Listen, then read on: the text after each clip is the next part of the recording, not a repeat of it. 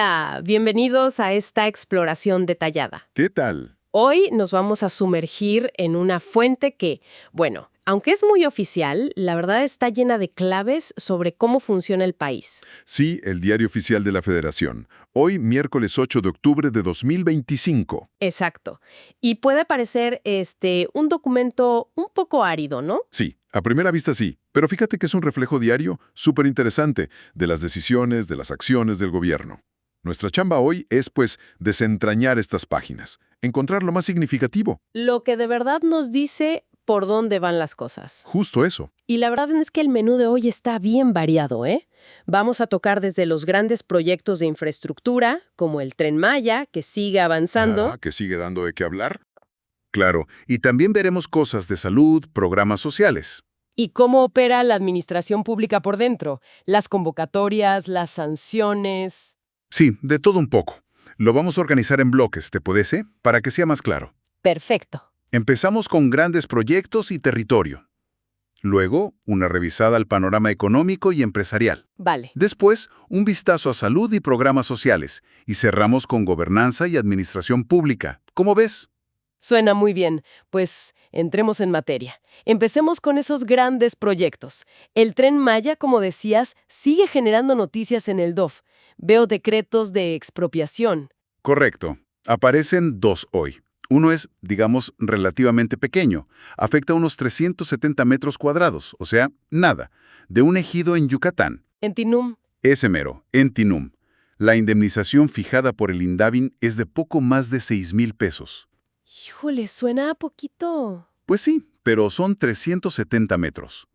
Lo interesante aquí, bueno, lo que dice el decreto es que la notificación al comisariado ejidal se hizo en abril de 2025 ¿Y? y que, según el documento, no hubo manifestaciones en contra por parte del ejido. Ah, mira.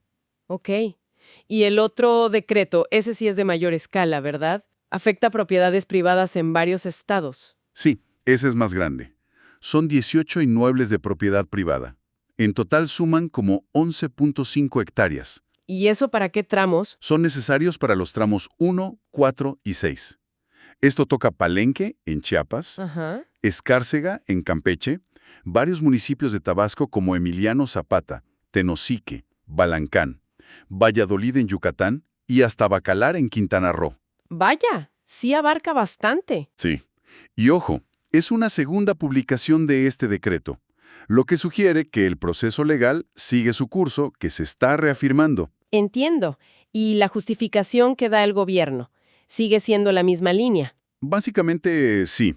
Los documentos citan los argumentos que ya hemos oído de Fonatur, Tren Maya, bueno, ahora de la empresa Tren Maya SADCB, Que son el interés colectivo, el impulso económico al sureste, el derecho a la movilidad, el desarrollo turístico, reducción de pobreza, incluso protección ambiental y patrimonial, seguridad fronteriza. todo ese paquete. Es la narrativa, digamos, oficial y constante del proyecto. Y llama la atención la estructura detrás, ¿no? Originalmente era una empresa de Fonatur, Exacto. Fonatur Tren Maya SADCB, desde abril de 2020. pero ahora está bajo Tren Maya SADCB, que depende directamente de la Sedena. Justo.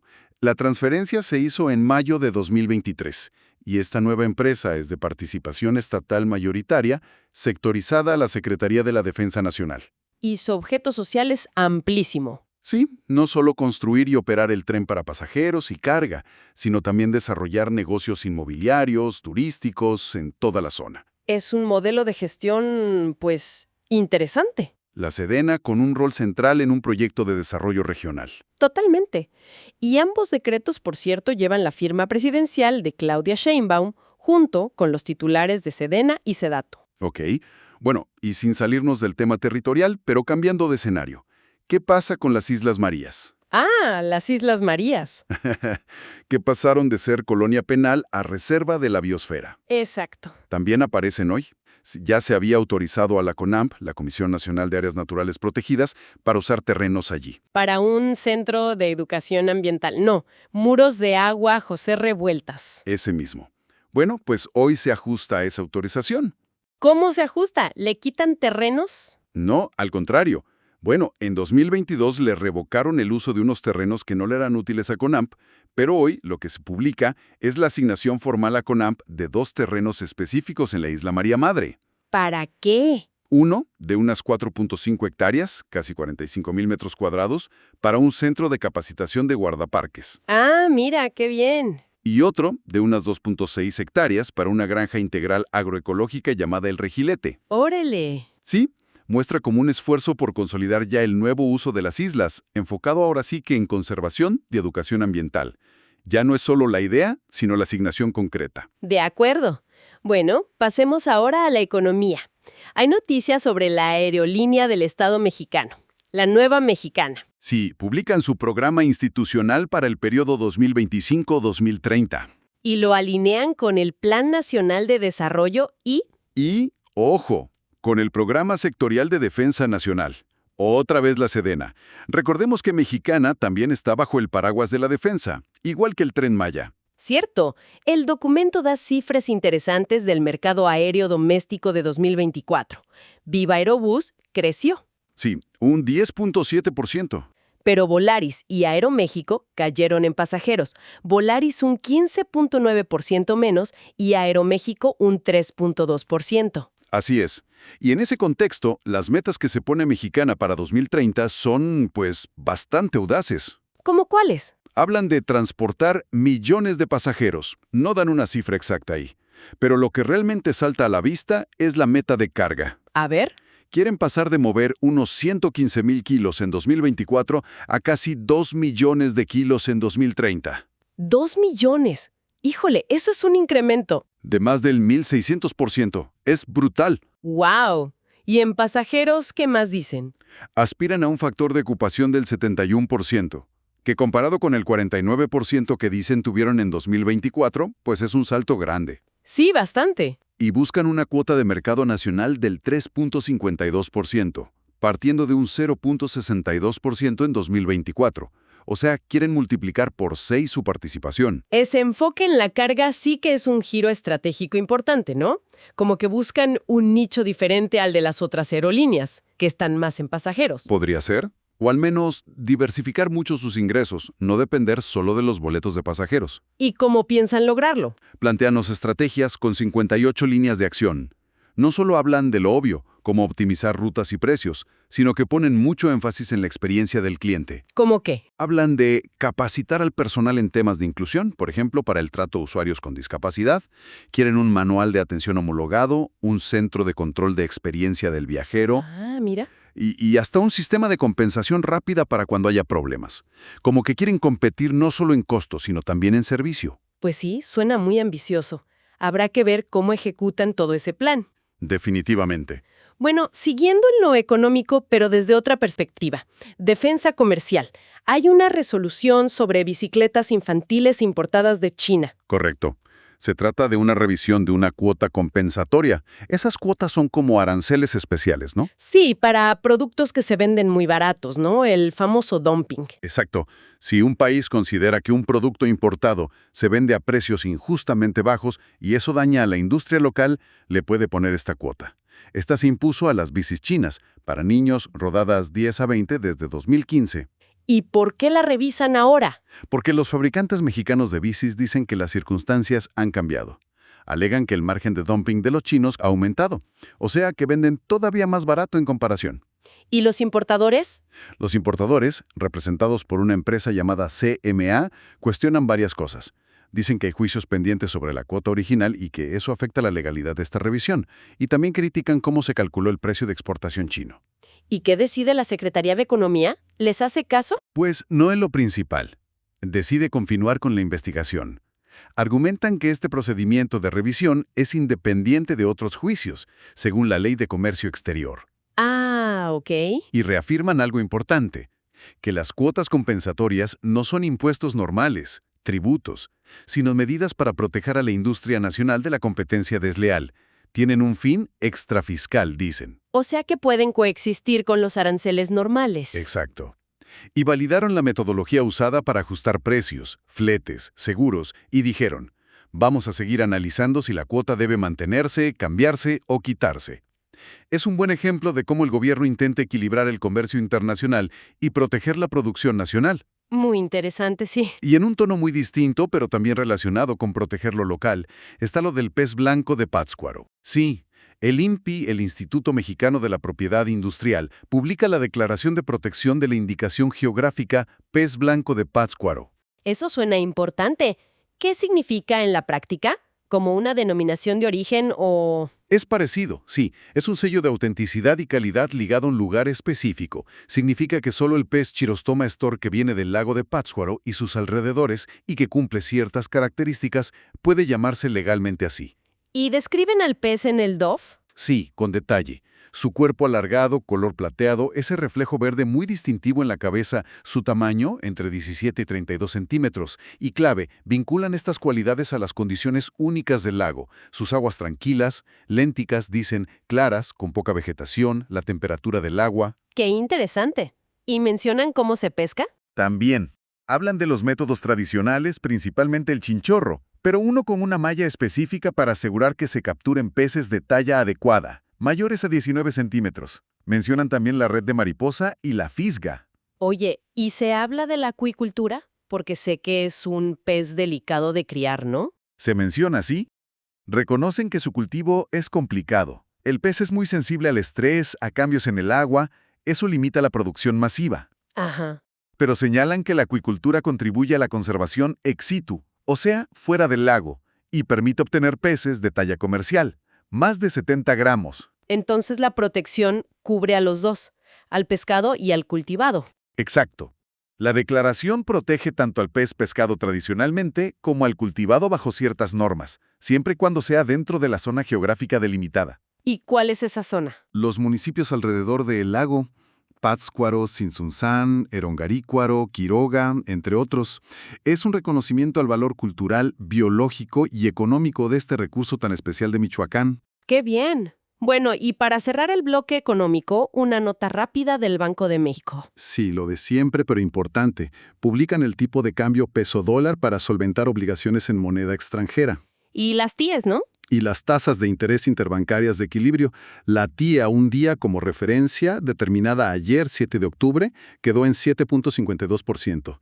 Datos clave para los mercados financieros. Perfecto. Avancemos ahora hacia salud y programas sociales.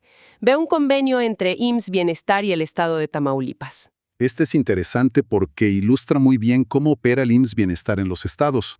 Es un convenio para llevar a cabo el programa S200, Fortalecimiento a la Atención Médica durante 2025. ¿Y el objetivo cuál es? Es muy claro, ayudar a dar servicios de salud de primer nivel a la población que no tiene seguridad social. ¿En dónde? Específicamente en localidades de Tamaulipas que son consideradas marginadas, menos de 2.500 habitantes, o que están en zonas de atención prioritaria, SAP, o que son de difícil acceso. O sea, llegar a donde es más complicado. ¿Y cómo lo hacen? ¿El gobierno federal pone la lana y el personal? Exactamente. El convenio establece la transferencia de recursos federales y también la asignación de personal. Hablamos de brigadas de salud completas, medicina, enfermería, odontología, promoción de la salud. ¡Wow! Y personal gerencial también. Y lo importante es que este personal lo contrata y administra directamente IMSS Bienestar. ¿Y el gobierno de Tamaulipas qué hace?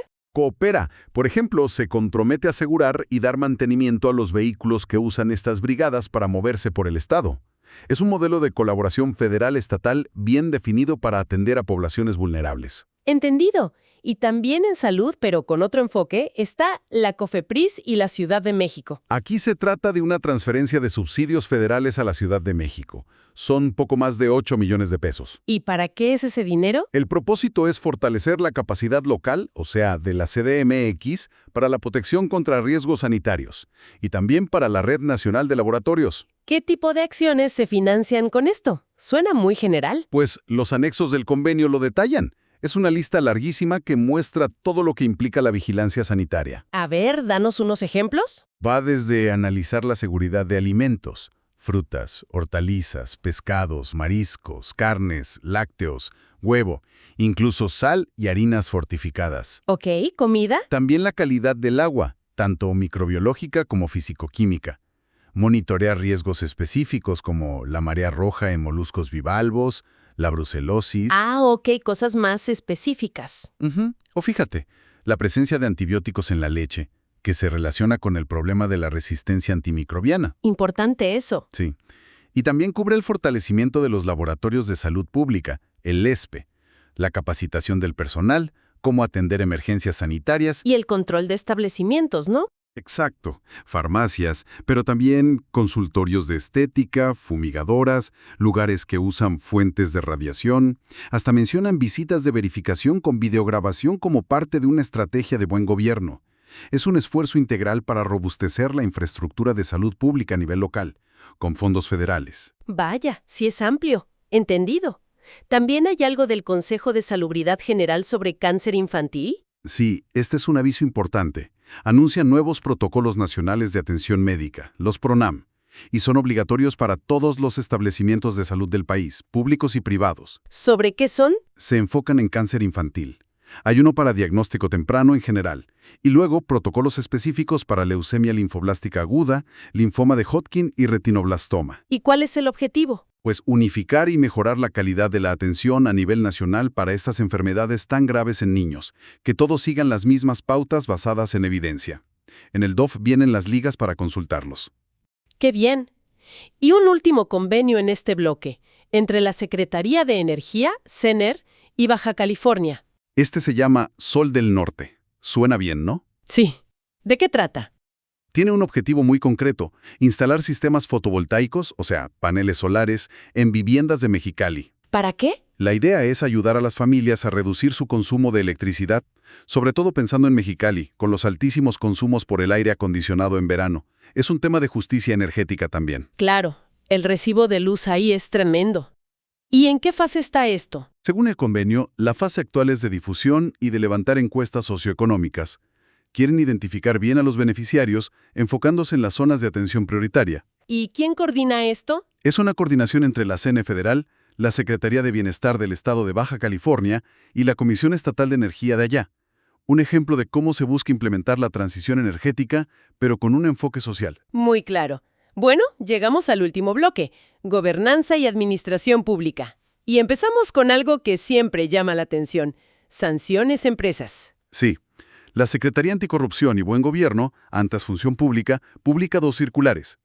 Son instrucciones directas a toda la administración pública, federal, estatal, municipal, incluso a los organismos autónomos y a la Fiscalía General. ¿Instrucciones de qué? De que se abstengan de aceptar propuestas o celebrar contratos con 2 empresas específicas. ¿Quiénes son y por qué las sancionan? Una es Refacciones Motrices y Aéreas de México SDRL-DCB. La razón que dan explícitamente es una inhabilitación porque no pagó una multa. ¿Una multa de qué? Relacionada con un contrato de obras públicas en el Aeropuerto Internacional de la Ciudad de México, el AICEM. La sanción está vigente hasta que paguen esa multa. Ah, ok.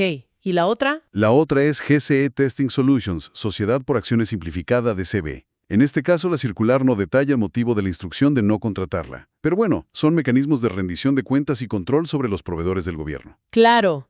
Y el Instituto Nacional Electoral, el INE, también tuvo actividad hoy. Varias cosas, sí. Primero, algo que cierra un ciclo. Concluyen formalmente el proceso de liquidación del Partido Humanista. Y que perdió el registro en 2015. Ese mismo. Ya aprobaron el informe final del interventor y se cierra ese capítulo. ¿Qué más?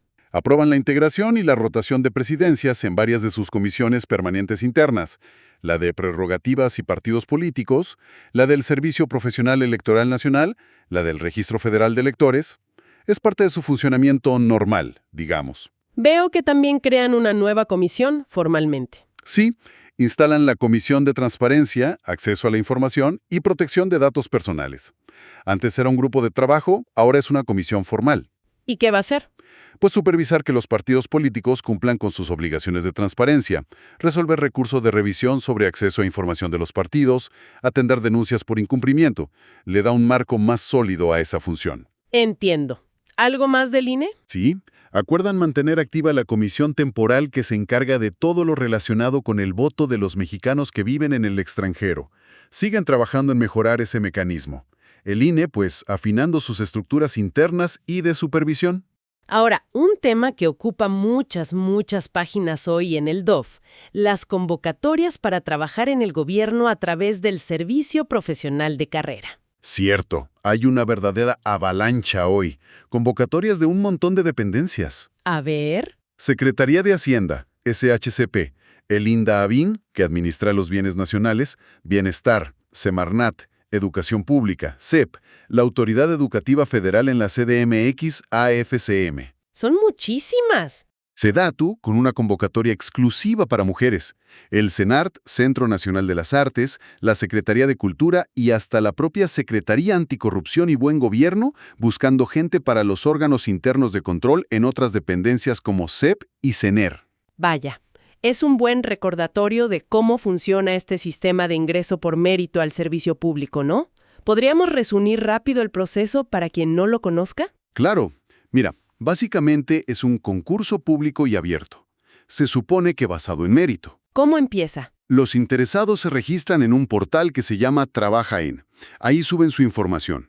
Hay una revisión inicial del currículum para ver si cumplen el perfil básico. Y luego vienen los exámenes. Sí, vienen exámenes, generalmente de conocimientos técnicos específicos del puesto, pero también de conocimientos generales sobre la administración pública federal, y exámenes de habilidades, gerenciales, de trabajo en equipo, etc. Ok, ¿y después? Sigue una etapa de evaluación de documentos, donde tienes que comprobar todo lo que pusiste en tu CV. Luego, una evaluación de la experiencia y del mérito. Mérito. ¿Qué tipo de mérito se valora además de la experiencia laboral o los estudios? Ah, eso es interesante. Las convocatorias detallan varios factores que pueden sumar puntos. Por ejemplo, si ya trabajas en gobierno, tus evaluaciones de desempeño anteriores. Ajá. Cursos de capacitación, certificaciones, si has tenido logros específicos reconocidos, si has hecho publicaciones, si tienes estudios adicionales al requisito mínimo. Ok, cosas profesionales. Pero también se consideran, en algunas convocatorias al menos, aspectos de diversidad e inclusión, como hablar una lengua indígena, la autoadscripción como indígena o afrodescendiente, ser joven o tener alguna discapacidad. Ah, mira, eso es importante. Sí, es un intento, al menos en papel, por profesionalizar y también diversificar el servicio público. ¿Y después de evaluar todo eso? Finalmente, los que pasan todos los filtros llegan a una entrevista con un comité técnico de selección. Y ese comité determina quién es el ganador del concurso para el puesto. Suena un proceso largo y complejo. Lo es, y hacen mucho hincapié en la documentación. Pidan todos los comprobantes: acta de nacimiento, CURP, RFC, títulos, cédulas, constancias laborales. Y te hacen firmar bajo protesta de decir verdad, ¿no? Exacto. Un escrito donde declaras que no tienes antecedentes penales por delito doloso, que no estás inhabilitado para el servicio público, que no eres ministro de culto. Y algo que aparece mucho últimamente, que no eres deudor alimentario moroso. Ese es clave. Piden el certificado del Registro Nacional de Obligaciones Alimentarias, RNOA. Si apareces ahí como deudor moroso, no puedes entrar. Y advierten seriamente contra la falsedad de información, que puede tener consecuencias legales. Pues sí, un proceso riguroso que busca transparencia y basarse en capacidades, aunque, como vemos, abarca muchas etapas y requisitos. Así es. Entendido. Bueno, pasando a otro poder, el judicial también usa el DOF, ¿verdad? Sí, de una manera muy específica pero crucial, para publicar edictos. ¿Qué son los edictos? Son avisos judiciales. Cuando en un juicio, por ejemplo, un amparo, no se puede localizar a una persona o a una empresa para notificarle algo importante, como que lo están demandando o que tiene que comparecer, la ley permite que se le notifica publicando el aviso en el diario oficial. Ah, como un último recurso para que se entere. Exacto. Es una función fundamental para garantizar el debido proceso legal, que todo mundo tenga oportunidad de defenderse. Hoy vienen varios ejemplos de estos edictos. Ok, y para cerrar este bloque y nuestra revisión de hoy, volvemos a SEDATU, la Secretaría de Desarrollo Agrario, Territorial y Urbano, pero ahora con convenios de mejoramiento urbano con municipios. Así es. Hay convenios específicos firmados con el municipio de San Andrés Tuxtla, en Veracruz, y con Tlaxcala de Xijotencatul, en Tlaxcala. ¿Y para qué son estos convenios? El objetivo es canalizar recursos federales del Programa de Mejoramiento Urbano, PMU, para proyectos específicos de infraestructura y equipamiento en esos municipios. Pertenece a la vertiente de infraestructura y equipamiento del PMU. ¿Cómo qué tipo de proyectos se financian? ¿Dan ejemplos? Sí, Por ejemplo, en el convenio con Tlaxcala de Xicotencatl se detalla que se financiará el proyecto ejecutivo para la adecuación del mercado municipal Emilio Sánchez Piedras. Ah, mira, un proyecto concreto. ¿Y cuánto dinero es? Para ese proyecto ejecutivo en Tlaxcala, la aportación federal es de unos 5.7 millones de pesos. Ok. Y estos convenios detallan las responsabilidades de cada quien, ¿no? Sí, muy claramente. SEDATU se compromete a transferir los recursos y a supervisar que se usen bien.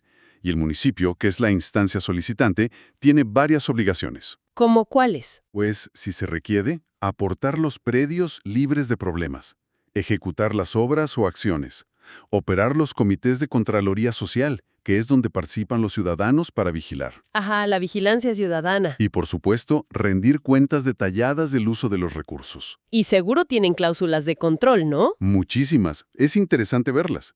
Establecen el control y fiscalización por parte del órgano interno de control de SEDATU, de la Secretaría Anticorrupción, de Hacienda y hasta de la Auditoría Superior de la Federación. Todos. Sí. También la obligación de poner la leyenda «Este programa es público, ajeno a cualquier partido político» en toda la difusión. Hay cláusulas sobre propiedad intelectual de los proyectos, protección de datos personales, integridad y prevención de conflictos de interés. Muestra todo el andamiaje legal que se monta para intentar asegurar el buen uso de los recursos y la transparencia en estos proyectos locales que se financian con dinero federal. Vaya día en el diario oficial. Ha sido un recorrido intenso. Hemos ido desde megaproyectos como el Tren Maya y la economía global con Mexicana o las cuotas a China. Hasta acciones muy locales, ¿no? La salud en Tamaulipas, los paneles solares en Mexicali, el mercado en Tlaxcala, el pez blanco de Pátzcuaro. Pasando por la administración interna del gobierno, con las sanciones, el INE, las convocatorias de empleo. Definitivamente. Esta revisión nos da una fotografía muy rica, muy compleja, del Estado en acción. Vemos cómo opera simultáneamente a escalas muy distintas. Impulsando grandes obras, regulando mercados. Implementando programas sociales muy focalizados y gestionando su propia maquinaria interna, su personal, sus reglas. Y nos deja pensando en las conexiones y quizá también en las tensiones entre todo esto, ¿no? Por un lado, ves las expropiaciones para un proyecto enorme como el Tren Maya. Y por otro lado, en las mismas páginas, la protección súper detallada de un recurso local, casi artesanal, como el pez blanco de Pátzcuaro. O la apuesta fuerte por una aerolínea estatal, mientras al mismo tiempo se revisan cuotas para, en teoría, proteger a la industria privada de bicicletas. Exacto, son como distintas lógicas operando a la vez. Y quizá una reflexión final, una pregunta que podríamos dejar flotando. A ver. Podría ser esta. Al observar la coexistencia en estas mismas páginas del DOF de un Estado que invierte masivamente en infraestructura, que al mismo tiempo busca proteger elementos culturales y biológicos únicos y que implementa programas para reducir brechas sociales en zonas marginadas, ¿qué podemos inferir sobre las prioridades reales y sobre las posibles contradicciones o sinergias del modelo de desarrollo que se está construyendo día a día a través de estas acciones administrativas, a veces enormes, a veces pequeñitas? Híjole, una pregunta muy pertinente, muy profunda, para seguirle dando vueltas. Muchas gracias por guiarnos en esta exploración tan detallada hoy. Al contrario, gracias por la conversación. Hasta la próxima. Hasta pronto.